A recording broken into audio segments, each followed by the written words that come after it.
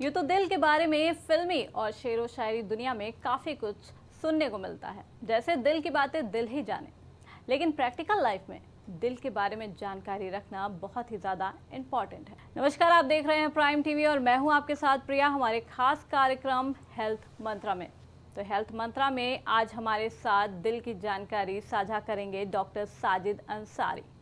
तो डॉक्टर, आपका बहुत बहुत स्वागत है हमारे खास कार्यक्रम हेल्थ मंत्रा में।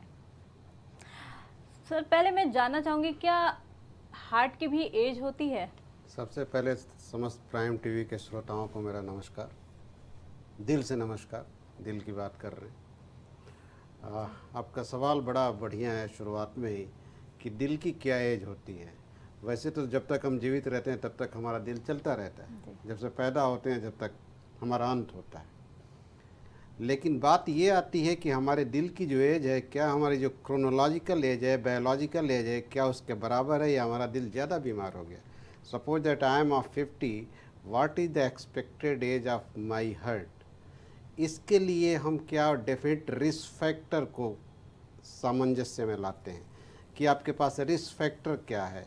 तो डिफरेंट एज कैलकुलेटर हैं, like there is a very good health age risk calculator, जिसमें हम पेशेंट की एज, उसकी हाइट कितनी है, उसकी बीएमआई कितनी है, उसका कोलेस्ट्रॉल लेवल कितना, वो डायबिटिक है कि नहीं, वो हाइपरटेंसिव है कि नहीं, इन सारी चीज़ों को जब हम कैलकुलेट करते हैं तो उसकी एक अप्रॉक्सीमेटली रिस्क वाली एज आती है, जो कि वैस्कुलर एज होती है, वैस्कुलर ट्री की। तो suppose that my age is 50 and after calculation that is giving you are 55. So I am slightly under risk because my vascular axis is little bit more older, my heart is little bit more older than I am. But if suppose that I am of 50 or that is coming 48, so I am young, then what is my expected biological age? तो as यही होती है कि हम अपनी उम्र के हिसाब से अपने रिस्क को आइडेंटिफाई करके उसको कम रखें, मिनिमाइज रखें, तो हमारे दिल की भी उम्र वही रहेगी जो हमारी बायोलॉजिकल एज साथ में चलती रहेगी। पर आज के बिजी शेड्यूल में और जैसा हैक्टिक रहता है तो लोगों का दिल पहले बूढ़ा हो रहा है, हम बाद में बूढ़े हो रहे हैं। यस मैम, बड़ा लाजिब है।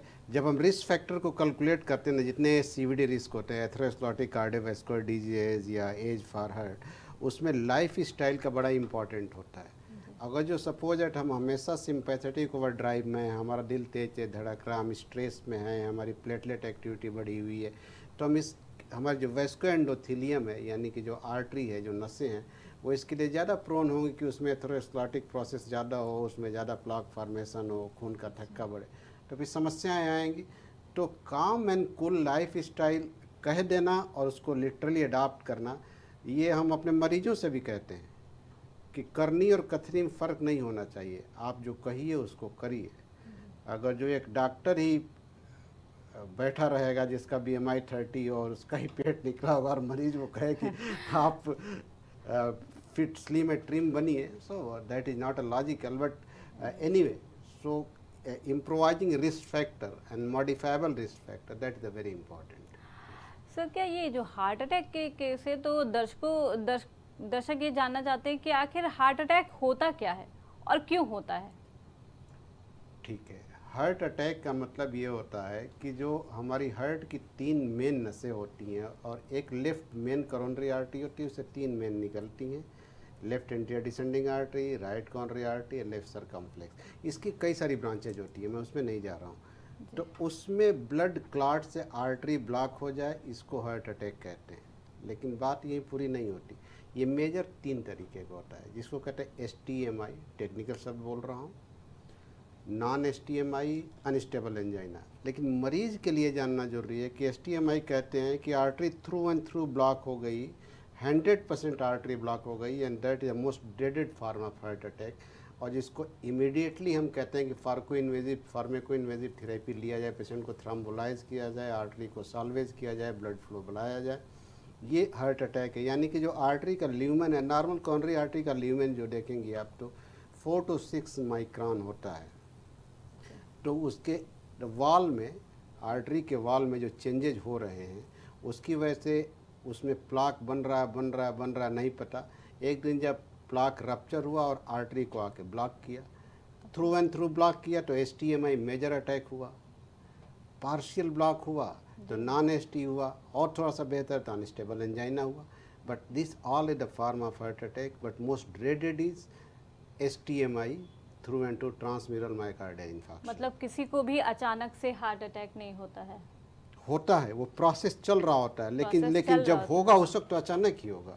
जैसे कोई पेशेंट बैठा और कहा मुझे अचानक पसीना होने लगा डॉक्टर साहब, और पेट में जलन सी होने लगी और सीने में दर्द हुआ, तो उस वक्त उसको अचानक हुआ, but that process was going since long, and that's why you asked me what is the age of heart.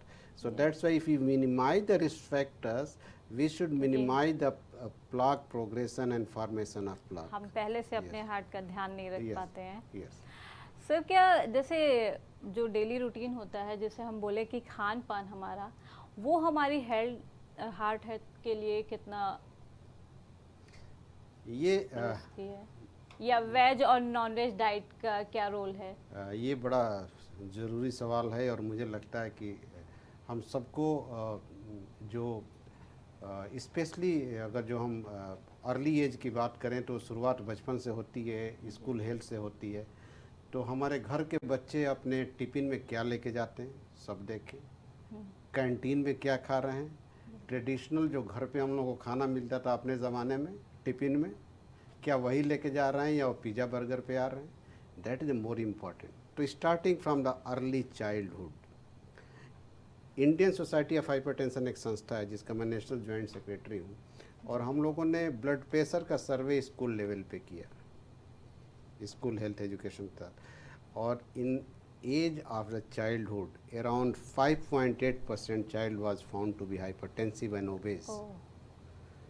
तो जंक फूड की जो लाइफ स्टाइल है, और जैसे मेरा बेटा ही है, we was insisting too much कि नहीं भाई तुम लंच ले ही जाओ घर से, नहीं भाई हमारे कैंटीन में मिलता है खा लेंगे। सो यू कही हाँ, तो आप क्वालिटी ऑफ फूड, जो ऑयल यूज़ हुआ है, ये सारी चीज़ें आप समझ सकते हो। तो this starting from very early childhood, और जब हम थोड़े से एडोलसेंट फेज़ में आते हैं, स्ट्रेसफुल लाइफ में आते हैं, जो लाइफ स्टाइल जनित बीमारियां हैं वो हमारे यहाँ आने लगती हैं और समस्याएं आने लगती हैं। सर, जैसे हम डाइट की बात कर रहे हैं, तो उसमें जो हम खाने में ऑयल, अगर हम घर के खाने की भी बात करते हैं तो उसमें भी लोग तेल, घी और ये अच्छे से यूज़ करते हैं कि नहीं ये घर का है।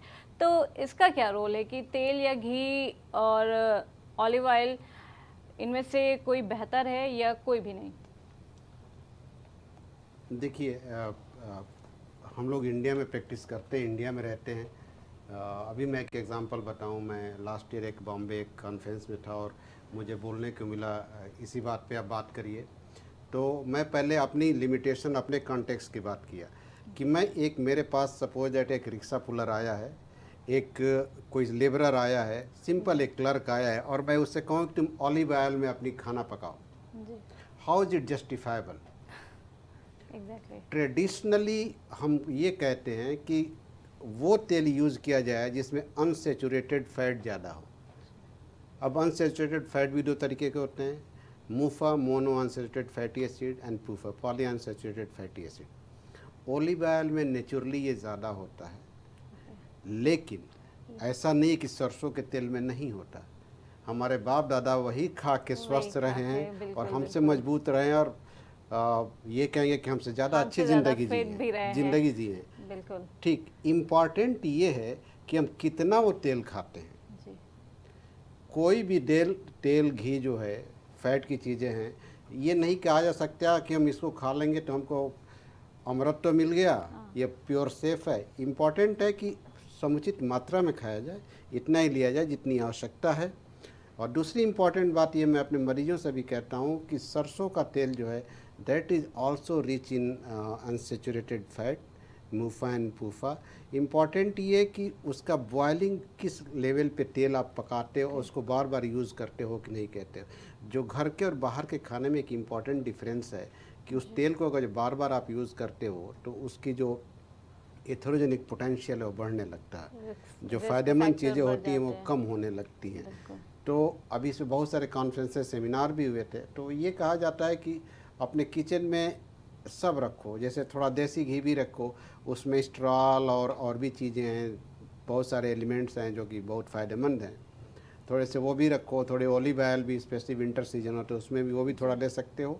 But if in front of me, अगर जो very honestly I am telling on this TV कि I am looking what is the condition of my patient and then I am explaining the diet. मैं अपने मरीज को जो रोज़ 500 रुपये कमाता और कह दूँ कि हरी सब्जी 200 रुपये किलो की भिंडी खाओ, आई कांट से like this. This is my prime responsibility कि मैं उसको वैसी डाइट एक्सप्लेन करूँ जिससे उसकी दिनचर्या, उसका पूरा परिवार का काम चलता रहे और उसकी हेल्थ भी अच्छी Yes. रहे। सर, क्या हार्ट डिसीज कितने टाइप की होती है? बहुत बढ़िया सवाल है और मैं बताता हूँ आपको। जो हम लोगों का हार्ट है, इसके प्राइमरी 4-5 स्ट्रक्चर हैं। जी हार्ट है तो उसके ऊपर एक कवर होगा, जी उसके अंदर मांसपेशी होगी, उसके अंदर उसके वाल्व होंगे, ठीक है, उसके अंदर कंडक्टिंग सिस्टम होगा। तो हार्ट के कवरिंग की जो बीमारी होती है उसको पेरिकार्डियम है, पेरिकार्डाइटिस मायोकार्डाइटिस कहते हैं, यानी कि उसमें इन्फ्लेमेशन हो गया। उसके अंदर के हार्ट की मांसपेशियाँ हैं, उसको अगर जो बीमारी होती है तो उसको कार्डियोमायोपैथी कहते हैं। अब वजह कार्डियोमायोपैथिक जानेंगे तो किताबों में 50 रीज़न लिखी हुई है। आई एम टेलिंग मसल की हार्ट कार्डियोमायोपैथी हो गई। उसके बाद जो उस पर आर्टरी, जिसको हम अटैक की बात कर रहे थे, अगर जो आर्टरी में ब्लॉकेज हो गया तो हार्ट अटैक हो गया, एंजाइना हो गया, स्टेबल एंजाइना हो गया, अनस्टेबल एंजाइना। उसके नीचे का जो हार्ट के वाल्व खुलते बंद होते हैं, उसकी अगर जो बीमारी आई तो वेल्वुलर स्टीनोसिस होते हैं, mitral stenosis, aortic stenosis, leakage हुआ तो रिगेजिटेशन हुआ। जो कंडक्टिंग सिस्टम है, आपने सुना होगा कि हार्ट में करंट फ्लो करता है एक जगह से दूसरी जगह और हार्ट चलता रहता है, उसकी बीमारी हुई तो जो एवी डिसोसिएशन, एवी ब्लॉक, एक कंप्लीट हार्ट ब्लॉक कहते हैं। तो ये सारी मूलतः 5-6 तरीके को ब्रॉडली क्लासीफाई किया जाए तो इस तरह से है। कंडक्शन सिस्टम की प्रॉब्लम है, पेरिकार्डियम की प्रॉब्लम है, वाल्व की प्रॉब्लम है, मसल की प्रॉब्लम है, आर्टरी की प्रॉब्लम है। और इसको फर्दर पेशेंट को हम उसके हिस्ट्री और फाइंडिंग के हिसाब से फिर डिसाइड करते हैं। क्योंकि लोग जनरली जैसे हार्ट डिजीज डिडक्ट हुई तो लोग हार्ट अटैक से ही पहले रिलेट कर देते हैं नो, कि उसके एक्चुअली chances- नो। सपोज मैं एक एग्जांपल बताऊं। एक मेरे सामने 20 साल का लड़का आया, वो सांस उसका फूलता दिख रहा है। मैंने उसको देखा, एग्जामिन किया, उसका हार्ट रेट तेज चल रही है, उसको ऑस्कल्टेट किया, मुझे कोई मर्मर सिस्टोलिक डायस्टोलिक मिल रही। तो माई प्राइमरी डायग्नोसिस इज कि उसको हो सकता है कि वेल्वुलर प्रॉब्लम हो रही हो। 20 साल के लड़के को, 20 साल के लड़के को ये नहीं कहूँगा कि हार्ट अटैक हो रहा है तुम्हें। लेकिन कोई 50 साल का बंदा है और मेरे सामने वो ये कहता है कि साहब मेरी चेस्ट पेन हो रहा है, चेस्ट सांस पेन फूल हो रहा रही है। है, घबराहट हो रही है। और मैं उससे और हिस्ट्री लिया, जितने हम सवाल पूछते हैं ना उसका मतलब होता है भैया तुम्हारी उम्र कितनी है, उसका पॉइंट है, स्मोकिंग करते हो, डायबिटिक हो, हाइपरटेंसिव हो। तो अगर जो उसकी जांच में मेरी ईसीजी नॉर्मल भी आती है, मैं रोज़ 20 इको करता हूँ, इको नॉर्मल दिखता है मुझे, पंपिंग, तो भी मैं नहीं कहूँगा तुम्हारा हार्ट नॉर्मल होगा अनटिल अनलेस हम उसको फुल्ली इन्वेस्टिगेट ना कर लें। तो diagnosis in the cardiology, not in the only in the cardiology, everywhere the medical field, there is no black and white, always gray area is there. तो diagnosis बनाने के लिए जब मरीज हमारे सामने कुछ बोलता है, हम उससे पॉइंट कलेक्ट करते हैं, फिर हम उससे कुछ पूछते हैं, उससे पॉइंट कलेक्ट करते हैं, फिर उसकी हम जांचें करते हैं। जांचें आखिर में आती हैं, जब सबको मिलाते हैं तब ये होता है कि संभवतः तुम्हारी ये डायग्नोसिस है या कन्फर्म ये डायग्नोसिस है and this is your line of treatment.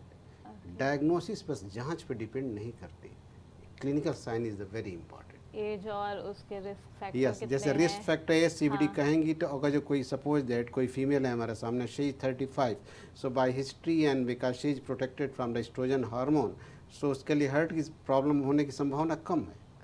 इसका मतलब ही नहीं कि नहीं होता, एक्सेप्शन इज ऑलवेज देयर। लेकिन अगर जो वही सी इज 45-50 तो रिस्क पॉइंट उसका +2+3 हो जाता है। तो हर चीज़ का एक डेफिनेट पॉइंट है उसको कैलकुलेट करने के लिए। तो एक चीज़ के बिना पे नहीं कहा जा सकता। कई बार मेरे सामने पेशेंट आते हैं हमारा ईसीजी को लेकर, साहब ये ठीक है, मेरा हार्ट ठीक है ना, मैं कहूँ I can't say your heart is normal, your EC is normal, your echo is normal. लेकिन बहुत सारी चीज़ें हैं जो देखने की आवश्यकता है। लोग केवल ईसीजी रिपोर्ट लेकर नहीं, ओके मैम, तो हार्ट नहीं, अटैक की मैं आप ठीक नेचुरल हूँ। हिस्ट्री देखोगे तो फर्स्ट 6 आवर में अराउंड 20 to 25% ही ईसीजी में चेंजेस आते हैं, नहीं आता ईसीजी में चेंजेस।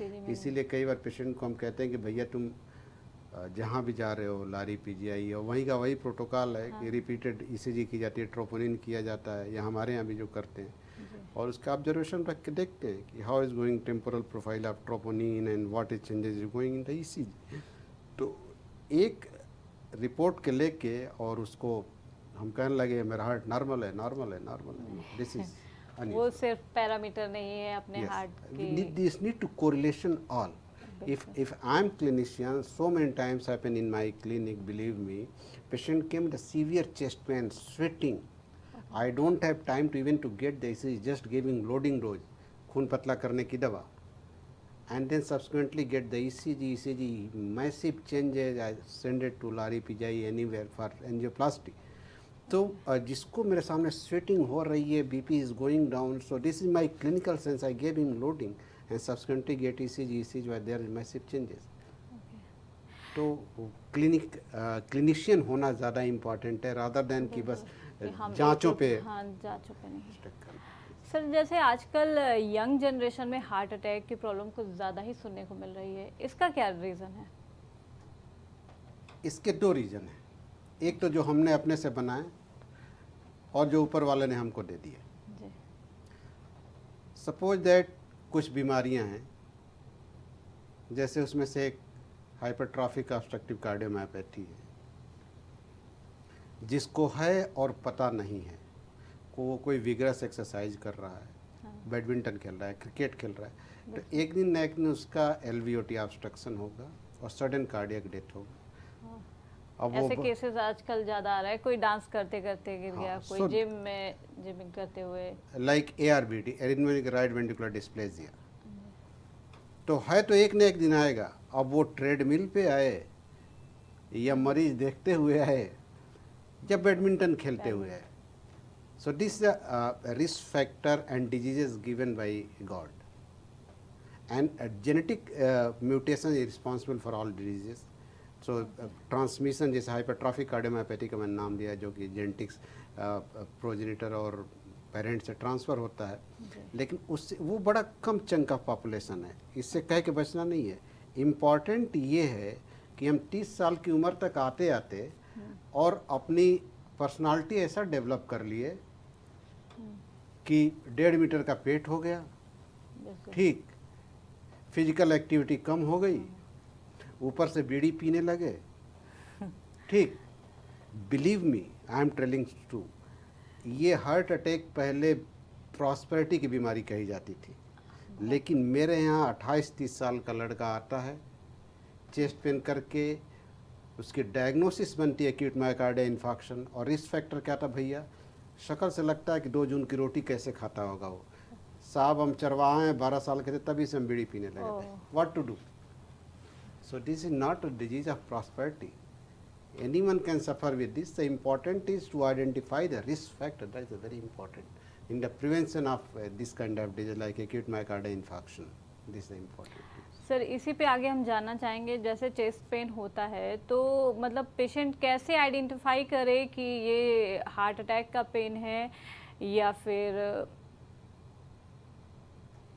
दूसरी वजह है। हाँ, या फिर जैसे इस प्रॉब्लम से हम लोग को रोज 2-4 होना पड़ता है क्लिनिक में, and believe me I am satisfying my patient. अब फिर मैं इसमें जाऊँगा। चेस्ट पेन हर्ट वाला traditionally we are calling that you can have discomfort और पेन एनीवेयर फ्रॉम अम्ब्लाइकस, नाभि से अप टू लोअर जा, ये कहीं भी हो सकता है, लेकिन ये दर्द और भी बीमारियों के हो सकते हैं, बस अटैक ही तो नहीं पड़ा। हाँ। तो जब हम फिर कैसे कैलकुलेट करते हैं, फिर मैं वहाँ ले जा रहा हूँ कि अगर जो एक 20 साल का लड़का जिसके स्कूल में कल एग्ज़ाम था, उसका पेपर ख़राब हो गया, एंजाइटी, चेस्ट पेन करके आया, ECG में साइनस टैकीकार्डिया दिख रहा है, मैं उसको इन्वेस्टिगेट नहीं करूँगा, उसके पैसे नहीं खर्च कराऊँगा, मैं कहूँ तुमको एंजाइटी से है भाई, तुम ठीक हो जाओगे। लेकिन अगर जो वही सिंपली अगर जो कोई डायबिटिक हाइपरटेंसिव पेशेंट स्मोकर कर, बस मुझे जलन सी हो रही साहब और कुछ नहीं हो रहा है, मैं ठीक हूँ, और चलता हूँ कभी कभी ना तो मुझे लगता है कि मेरी जलन बढ़ने लगती है, यहाँ पे यहाँ पे मेरा भारीपन होने लगता है। So my clinical diagnosis going towards angina rather than the acidity. अब मरीज ये कहता है 2-4 जो हमको होना पड़ता है रोज, कि नहीं साहब हमको तो यही हो रही है, हमको तो गैस चढ़ती है, आप दिल की बीमारी कह रहे हैं। फिर मुझे शायद उसके हक में होता है कि मुझे बहुत अपने तरीके से समझाना पड़ता है, और फिर नहीं मानता तो इसमें मेरा गूगल बाबा का मैं कहूँगा बहुत बड़ा कंट्रीब्यूशन है। मैं कहता हूँ कि ये ECG और अपनी समस्या को गूगल पे लिख दो, नेट पे लिखो, and you get find the report. An explanation behind it कि क्या ज़्यादा संभावनाएं हैं कि तुम्हारी एसिडिटी की, मैंने टीएमटी किया, टीएमटी पॉजिटिव है, फिर भी कह रहे हो कि तुम नहीं, हमारी गैस चढ़ी है। तो हम कन्विंस करते हैं पेशेंट को। तो फिर वही बात होती है कि पेशेंट किस एज का है, किस रिस्क फैक्टर का है, और उसके साथ क्या क्या प्रॉब्लम सपोर्टिव हो रही हैं, उन सबको मिलाइए। और जैसे हार्ट अटैक वाले में तो पसीना उसको आ रहा है, चेस्ट पेन हो रहा है, ऐसे हाथ लेके आए, लिवाइन साइन कहते हैं। एक क्रॉनिक स्टेबल एंजाइना होता है, जैसे पेशेंट को बस सीढ़ी चढ़ता है, चलता है, दौड़ता है तो परेशानी होती है, वैसे ठीक है। तो जब आपके यहाँ बैठा हुआ चुपचाप, तो हो सकता है ईसीजी किया, ईसीजी नॉर्मल, इको नॉर्मल। लेकिन जब उसको टीएमटी पे चलाते हो, कोई स्ट्रेस प्रोसीजर करते हो, टीएमटी पॉजिटिव आ जाती है।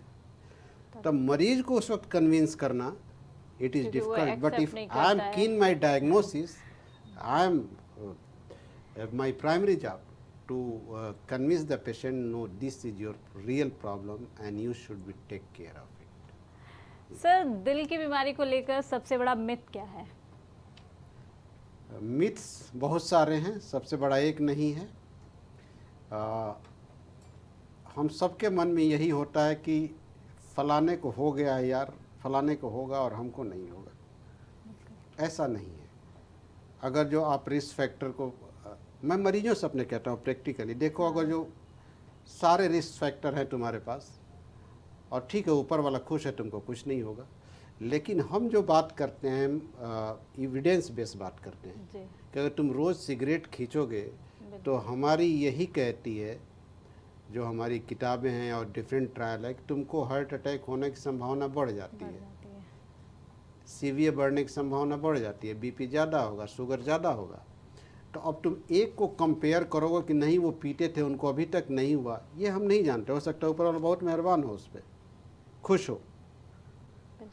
तो हम रिस्क फैक्टर के बेसिस पे बात करते हैं। और दूसरा इम्पॉर्टेंट ये है ना कि हम ये चाहते हैं अपने समाज में मैडम कि हम तो जो चाहें करें वो करें, दूसरा वाला बिल्कुल ठीक रहे। बहुत सारे हमारे पेशेंट हैं, मैं प्रैक्टिकली जो क्लिनिक पे करता हूँ मैं शेयर कर रहा हूँ कि जब वो कहते हैं कि साहब, मैं कहता हूँ क्यों बीड़ी पीते हो यार, इतने गरीब आदमी हो, सरकारी में भी एंजियोप्लास्टी के, अगर जो आदरणीय प्रधानमंत्री जी का कार्ड तुम्हारे पास है तो तब तो हो जाता है सरकारी में, नहीं है तो उसमें 50-60 कैसे पीते हो, कहाँ से पैसे लाओगे? कहते क्या करें साहब, खाने के बाद ना मन नहीं मानता, गैस बनने लगती है। तो straight forward my answer is, suppose that यही गैस तुम्हारे बीवी को बने तो क्या कहोगे? कहोगे पीने के लिए। तुम्हारी बेटी को होने लगे, तुम्हारे बेटे को होने लगे, तब तो कहोगे गलत बात है। तो जब उसके लिए गलत, तुम्हारे लिए कैसे सही है? How is it possible? पर वो इतने हैबिचुअल हो जाते हैं कि नहीं वो मैम, बट लेकिन मेरी बात तीर की तरह लगती है। And believe me, female partner become very happy on that side, और आगे कहती है साहब हम नहीं छुड़ा पाए थे, तो सुने नहीं, आपने उस दिन कहा और इन्हें छुड़ा बिल्कुल। दिया। तो मेरा ये मानना है कि अगर जो सही बात, अगर आप सही राय पे हैं और उस नेक नियति है उसके कहने के पीछे, मेरी नेक नियति है कि मैं उसको ऐसे पिंच करूं कि वो बीड़ी सिगरेट छोड़े। So family member become happy and next they are thankful to me कि आपने छुड़वाया इसको। बहुत अच्छी बात है। सर, इस सीरीज में हम जानना चाहेंगे कि जैसे हार्ट के लिए नींद कितनी इम्पोर्टेंट है? भाई कहा जाता था कि अच्छी नींद हो, पेट सही रहे, दिनचर्या अच्छी रहे तो जीवन अच्छा बना रहेगा। तो अगर जो हेल्दी लाइफ के लिए तो ज़रूर है कि एटलीस्ट 5-6 घंटे रात में सोया जाए, मिनिमम 6 आवर, 6 to 8 आवर सोया जाए। बट इम्पॉर्टेंट ये कि वो 6 to 8 आवर की नींद कैसी है। अगर जो साउंड स्लीप नहीं है तो एक आपको पता होगा, आप लोग हेल्थ प्रोग्राम करते रहते हो, एक प्रॉब्लम होती है ऑब्स्ट्रक्टिव स्लीप एपनिया, जिसमें कि लेटे लेटे मरीज की आवाज़ आने लगती है, नाक बजने लगती है, और जब वो चीज़ें बहुत बढ़ जाती हैं तो उसको ऑब्स्ट्रक्शन होता है, एपनिक स्पेल आने लगते हैं, और वो एपनिक स्पेल दैट में भी बिकम डेंजरस। तो फिर उसके लिए वो ओएसए एक रिस्क फैक्टर हार्ट प्रॉब्लम होने के लिए, और ओएसए का एक डेफिनेट रिस्क फैक्टर ओबेसिटी। तो बात दूसरी लाइन पे चली जाएगी। तो sound sleep at least you should be take of 6 hour, 6 to 8 hour. And then if you are having any problem during sleep because of pathological reason, जैसे जिसके हार्ट की मैडम अगर जो पंपिंग बहुत कम हो जाती है जी। या उसको हार्ट की ऐसी बीमारी जिससे हार्ट से फेफड़े को जो नली जाती है उसका पीए प्रेशर बढ़ा होता है, तो मरीज बैठे बैठे तो ठीक है, जी। 4 कदम चल के भी ठीक है, लेकिन जैसे उसको लेटाते हो कहता साहब मुझे भी सांस फूल रही, उठा के बैठा दो। ओके। कई बार ऐसे लोगों का हम बैठे बैठे उस पर व्हील चेयर पर ही को देखते हैं, LV function is very poor. तो एक बीमारी की वजह हो गई कि वो फिर पल्मोनरी एडिमा में जा रहा है, जैसे लेटाते हैं पीए प्रेशर बढ़ जाता है, फिर उसको बैठाना पड़ता है। तो नॉर्मल आदमी को 6-8 घंटे सोना चाहिए और कोशिश ये रहे कि नींद की दवाइयाँ ना ली जाए, इसलिए कि टेंशन तो लाइफ का पार्ट है। मुझे कोरोना हुआ था, मेरे दोस्त कहते थे कि तुम एंजियोलिटी खा लो यार, मैं कहा क्यों खा लूँ, मैं क्यों दवाई खा के सोऊं? मैं इसकी सच्चाई जानता हूँ and I will fight with it, touchwood fight किया, दवाई खाया, सब ठीक है। तो मेरा ये मानना है और मैं सारा अपनी प्रैक्टिस में मैं मिनिमम एंजियोलिटिक यूज़ करता हूँ और मैं मरीज को समझाने की कोशिश करता हूँ। नहीं मानोगे तो लो यार दवाई लिख देता हूँ, तुम्हारे बजट में 10 रुपये बढ़ जाएंगे, 5 रुपये बढ़ जाएंगे, बोलो खा के सोओगे, कैसे सोओगे? कहता नहीं साहब हम कहे ठीक है, रात में सोते वक्त हनुमान चालीसा पढ़ो, ऊपर वाले कुरान का शरीफ नाम क्या लेते आते पढ़ो, रहे। जो तुमको याद है वो पढ़ो। बिल्कुल। कुछ स्टूडेंट से कहते तुम किताब पढ़ो बैठ लेट के, देखो अभी आँख बंद होगी सोने लगो। So don't go for anxiolytic, this is my way of. जैसे सर आपने कोविड की बात की, तो सर ये मैं दर्शकों के लिए जानना चाहूँगी कि आफ्टर कोविड ये रिस्क फैक्टर हार्ट डिसीज़ का कुछ बढ़ गया है? बढ़ा था जी। और संभवतः बढ़ा भी है। कोविड जो था एक अपने में ये it was a hyper coagulable state. इसका मतलब ये होता है कि खून का थक्का जो बनने की क्षमता है इस बीमारी में बढ़ गई बढ़ थी। गई है। अब वो हार्ट की आर्टरी में हो, फेफड़े वाली आर्टरी में हो, दिमाग वाली में हो, तो ये वेस्कुलर एंडोथेलियम को अफेक्ट कर रहा था। तो इसीलिए कोविड के मरीजों को कई बार हुआ ये कि जो आते थे रूटीन थोड़े से, जब वो रिस्क में आ जाते थे, उनकी सांस फूलने आती थी, तो हम लोग एंटी कोआगुलेशन यूज़ करते थे फॉर 6 मंथ, वन मंथ तक यूज़ किया इसको, एंटी कोआगुलेशन। तो उसकी वजह से जो वेस्कुलर एंडोथेलियम में चेंजेज आए और टेंडेंसी जो हार्ट अटैक, फ्रेश थ्रोम्बस बनना और इस तरह की पल्मोनरी एम्बोलिज्म एक बीमारी होती है, कोविड के मरीजों में बहुत देखा गया है कि all of sudden pulmonary embolism में नोटेड, जो हार्ट से फेफड़े को नली जाती है उसमें क्लॉटिंग हुई और पेशेंट सडनली डिस्निक हुआ, सांस फूलने लगी एंड दैट बिकम ड्रेडेड। तो it was a definite risk factor, no doubt. जो डायबिटीज़ के पेशेंट हैं उनके लिए ये रिस्क कितना ज़्यादा होता है? मैम 3 बीमारियां हैं, जी। डायबिटीज़, ब्लड प्रेशर और हाइपरलिपिडीमिया, यानी कि कोलेस्ट्रॉल का बढ़ना। एक दूसरे के भाई बहन हैं, सिनिस्टर डिजीज़ हैं। ओके। जब एक आता तो कहता तुम भी आओ, इसको मिल के काटते हैं। ठीक है, दिस इज़ ट्रू रियलिटी। आप डाटा देखोगे तो जितने डायबिटिक पेशेंट है, जब उनका हम लिपिड कराते हैं तो usually LDL is on the higher side, TG बढ़ा हुआ है, तो लिपिड इज एबनॉर्मल। जब आप उनका बीपी मॉनिटर करते हैं तो BP is not absolutely all right, usually not for all, but 1/3 of patient या तो थोड़े से ग्रेड 1 हाइपरटेंसिव में, ग्रेड 2 में हाइपरटेंशन में। और डायबिटीज़ में ऐसा क्यों होता है? डायबिटीज़ जब हम 2001 में अपनी एमडी किए झांसी से, on that time this was thought that diabetes a disease of just to increase the blood sugar and because of metabolism problem in the pancreas.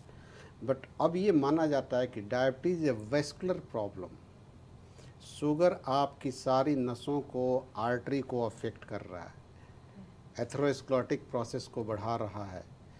So this make a raw soil for development of hypertension, for development of angina, for development of CVA and all the complication related to diabetes, cardiomyopathy, heart attack, जो भी कह सकते हैं। तो diabetes का control होना और well control होना अति आवश्यक है।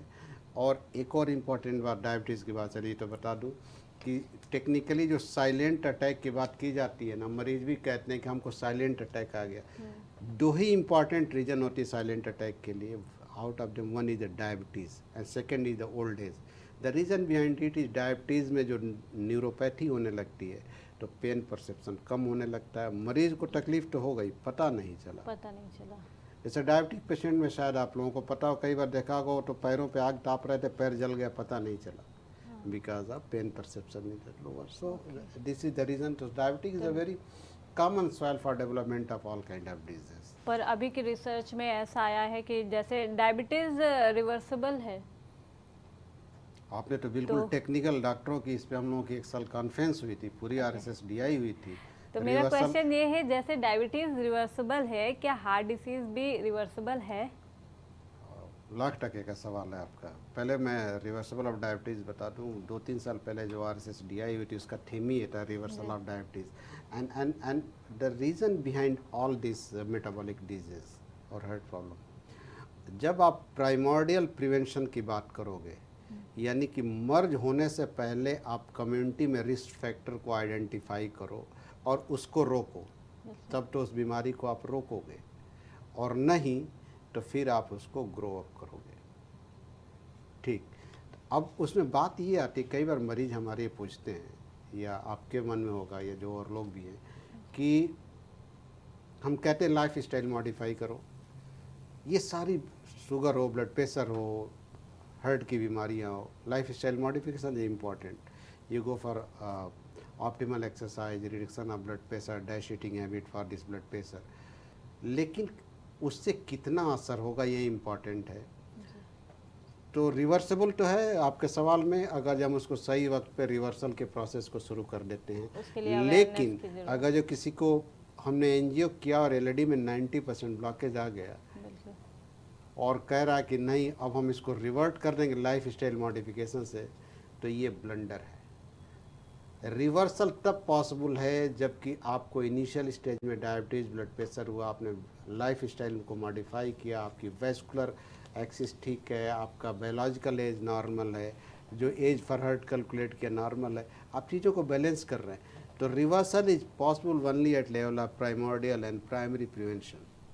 सेकेंडरी प्रिवेंशन का मतलब होता है जब बीमारी होगी तब आपने उस पर अटैक किया. वही बात है कि जब घर में चोरी होगी तब ताला लगाए या पहले से ताला लगाए. पहले से ताला लगाए तो चोरी नहीं होगी. पड़ेगा कि हाँ. हमें अपनी और पहले से अगर जो ध्यान में है then it is well and good. बिल्कुल, पहले से ताला लगाया तो चोरी नहीं होगी. सर, मैं जानना चाहूँगी कि मेन और वुमेन का रेशियो क्या है हार्ट डिसीज में?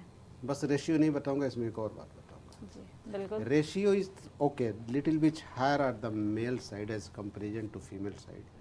बट टेक्निकली जब हार्ट अटैक या इस्केमिक हार्ट डिजीज की फीमेल में बात करते हैं हम, तो कुछ बेसिक डिफरेंसेस होते हैं. और इस टॉपिक पे मैं कई बार सिंपोजियम में या कॉन्फ्रेंसेज में बोल चुके हैं. एंजाइना इनोमर, व्हाट इज डिफरेंस, क्या फ़र्क है. एक तो जो करोनरी आर्टरी की एनाटॉमी देखोगे तो फीमेल्स में लिटिल बिट नैरोअर होती हैं और डिफ्यूज और डिस्क्रीट लीजन होता है. और एक एंटिटी होती है माइक्रोवेस्कुलर एंजाइना. मैंने कहा ना हार्ट की 3 मेन नसें होती हैं, छोटी छोटी जो आर्टरियोल्स और जो छोटी छोटी लाखों में होती हैं. तो जो माइक्रोवेस्कुलर एंजाइना की फाइंडिंग है, यानी कि हमने एंजियो किया, ये मैंने टेक्निकली, आप जैसे 40-45 ईयर ओल्ड फीमेल हमारे आती है कि साहब मुझे चलने में सांस फूलती है, घबराहट होती है, ECG किया नॉर्मल, इको किया नियरली नॉर्मल, TMT में चेंजेज आए, सब्सिक्वेंटली एंजियो किया गया, एंजियो नॉर्मल आ गई, उसकी तीनों मेजर आर्टरी ठीक दिख रही. अब मरीज कहते हैं साहब मेरा एंजियो तो ठीक है, फिर भी आप हार्ट की दवा लिख रहे हो, क्यों? तो this a difference in male and female because incidence of microvascular angina more and more in the female. जो रिस्क फैक्टर है उसका इको किया, हाई एंड फीलिंग प्रेशर है, ओबेसिटी है. तो एंजाइना को ट्रीट करना, माइक्रोवेस्कुलर एंजाइना को ट्रीट करना और फ्रैंक हार्ट अटैक को ट्रीट करना, दोनों अलग अलग चीज़ें हैं.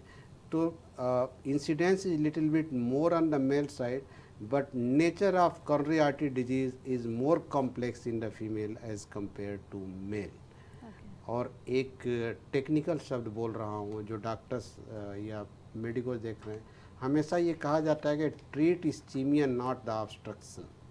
हमेशा यही मत देखो कि उसमें आर्टरी में ब्लॉकेज कितना है, ये भी देखो कि मरीज को सिम्टम कितना है, समस्या कितनी है, उसका भी इलाज करना ज़रूरी है. सर, जैसे हार्ट अटैक की बात करते हैं तो कहते हैं हार्ट ब्लॉकेज की वजह से आता है, तो इन दोनों के बीच में क्या टाइम रहता है कि कब हार्ट ब्लॉकेज हुआ तो कब तक हार्ट अटैक आने के चांसेस रहते हैं? मुझे लगता है कि अगर जो मैं इसका जवाब दे रहा हूँ तो जितने हमारे श्रोतागण हैं, अगर जो कभी न कभी सुना होगा कि फलाने साहब सुबह में गए थे बाथरूम में, वहीं पे वो फिसल के रह गए, उनको अटैक पड़ गया, अर्ली मॉर्निंग में अटैक पड़ गया, उसके पीछे डेफिनेट रीज़न है। आप देखोगे तो जो सर्केडियम रीजन क्रोनोबायोलॉजी होती है वो टाइम टू टाइम वेरी करती है। तो दो तीन इम्पॉर्टेंट चीज़ें, एक तो प्लेटलेट एक्टिविटी जो होती है, दैट इज़ कोआगुलेशन और खून के थक्का बनाने की प्रक्रिया जो होती है, that is found to be more and more in the late night. इसलिए ये देखा गया है कि हार्ट अटैक मुख्यतः early morning 4 to 6 around 6 AM it is the more that the reason. Second चीज़ ये होता है कि कई बार उस टाइम पे because of sympathetic over drive heart पे लोड ज़्यादा होता है, तो जिसकी वजह से आर्ट्रियोल और आर्टरी में कॉन्स्ट्रिक्शन होता है, एक और रिस्क फैक्टर होता है। तीसरा, हालांकि वो बहुत जस्टिफाइबल लाइफ स्टाइल के साथ नहीं है, लेकिन ये कहा गया कि बहुत सारे लोग सुबह उठ के वॉक और जॉगिंग पे जाते हैं, उसकी वजह से भी स्ट्रेस होता है। कई बार देखा होगा फलाने आप गए थे पार्क में, वहीं पे उनके साथ ही ऐसा हो गया। तो ये सारे रिस्क फैक्टर हैं कि अर्ली मॉर्निंग में हार्ट अटैक यानी कि इसकी संभावना ज़्यादा होती है। इसीलिए जब हम हार्ट के मरीजों को जब खून पतला करने की दवा लिखते हैं, स्टेटिन और एंटीप्लेटलेट, डुअल या सिंगल एंटीप्लेटलेट, तो हमेशा रात को लिखते हैं कि वो प्रक्रिया वो कम बनी रहे और पेशेंट को रिलीफ बना रहे। सर, वैसे आपने बहुत सारी जानकारी हमारे साथ साझा की। एक आखिरी रिक्वेस्ट कि हमारे दर्शकों के लिए कुछ टिप्स जो वो अपने लाइफस्टाइल में फॉलो करें और अपने हार्ट हेल्थ को अच्छा रख सकें। प्रिय दर्शकों, मैं यही कहूँगा कि मैं भी उसी में से एक सब्जेक्ट हूँ। मैं ये मानता हूँ कि जो मैं मरीजों को समझाऊँ वही मैं करूँ। तो आप अपनी दिनचर्या में कुछ अपने लिए समय निकालिए। मेरे मरीज़ कहते हैं कि साहब समय नहीं है, कैसे करें? तो मैं कहता हूँ कि यार बहुत बड़े बड़े लोग हैं और समय निकालते हैं और तुम कैसे नहीं निकाल पाते? संभव नहीं है। तो हेल्दी लाइफ स्टाइल के लिए कुछ योगा, प्राणायाम, एक्सरसाइज, वॉकिंग, जो संभव हो सके। जैसे मेरे मरीज़ कहते हैं मुझे साहब 1 घंटे समय तो नहीं मिलता, तो मैं कहता 10-10 मिनट के, जैसे मैं शायद अराउंड 10,000 स्टेप पर डे चलता हूँ, लेकिन उसके लिए 100 मिनट चाहिए और मेरे पास 100 मिनट नहीं है। So believe me, I am telling on this camera, I am walking in the different part. कुछ सुबह में चल लेता हूँ, कुछ दोपहर चल लेता हूँ, कुछ रात को चल लेता हूँ। The thing is you do, और मोटिवेशन बड़ा इम्पॉर्टेंट है। और जो हेल्थ है ये हमारी प्रॉपर्टी है। जब मेरे मरीज़ नहीं मानते हैं तो मैं उनसे एक डायलॉग देता हूँ और मुझे लगता है कि यहाँ भी मैं बोल दूँ।